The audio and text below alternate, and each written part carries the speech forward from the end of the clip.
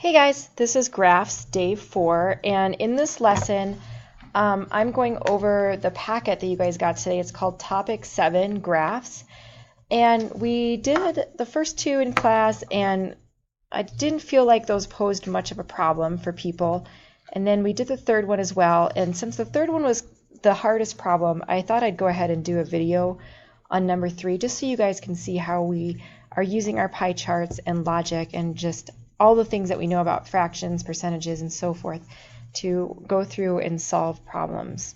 Okay, so this pie chart shows how a newlywed couple spent, how much a newlywed couple spent on their wedding and their new flat. And by the way, flat means apartment in British English, so that's what that is.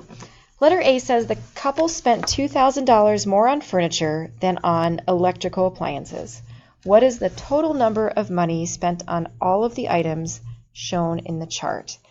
Okay, this is obviously a multi-step problem, so let's think about how to go through this. If they spent $2,000 more on furniture than electrical appliances, let's look at the difference in percentage between furniture and electrical appliances. They spent 15% of their money on furniture and 11% on electrical. That means there's a difference of 4%. Furniture minus electrical appliances, or 15% minus 11%, would equal 4%. So I can take that 4% and use unitary method to figure out how much they spent total. So 4% equals $2,000. I get that from right here. So we're going to divide both sides by 4. So 4% divided by 4 and 2,000 divided by 4. And then I have 1%, which equals $500. And remember that number because we're going to use that for the rest of the problem. And then if I multiply 500 times 100 and 1% times 100, then 100% equals $50,000. So the answer to letter A is $50,000. That's how much they spent total on all of the items. Okay, now letter B says, how much more did they spend on the wedding dinner than on the other wedding expenses? Well, we can see that they spent 30% on the wedding dinner. And we can see up here, other, right here. Now, I don't have anything marked there. But if we add up 30 plus 25 plus 15 plus 11 plus 10 and subtract from 100, let's make sure that that's 9%. So let's just do that really quick. 30 plus 25 is going to be 55. 55 plus 15 is going to be 70. 70 plus 11 is 81. 81 plus 10 is 91. And indeed, if we subtract 91 from 100, we get 9%. Remember that our whole circle needs to add up to 100 because this represents 100% of whatever it is that we're talking about. So that's where we get 9%. So let's go ahead and mark that on our circle chart right there. Okay, so 30% minus 9% equals 21%. That's the difference in percent that they spent between wedding, dinner, and other expenses. Okay, remember just a second ago we figured out that 1% equaled $500.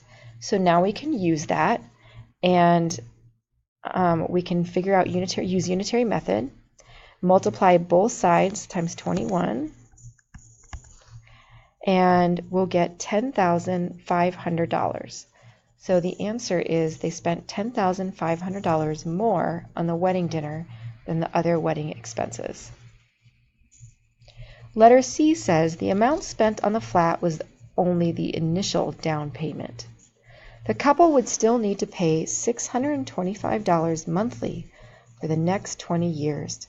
What is the total cost of the flat? Okay, let's plan this out a little bit.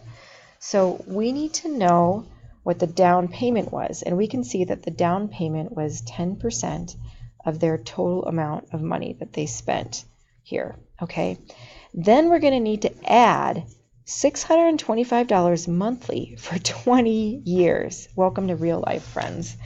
So let's figure that out first. If we multiply 625 times 12, we're going to get $7,500. Now remember, that's only the amount of money that they spend in 1 year. So now we need to multiply that amount by 20 years. And we're going to get 150,000. So that's the amount of money that they spend monthly. But don't forget, we need to add back in the money that they put down. So since we already figured out that 1% is $500, we can use that, multiply it by 10 to get $5,000. This is the money that they put down. So we're going to add those two together. We'll label that down payment. Okay, so when we add those together, we get $155,000, and that is how much they spent on their flat.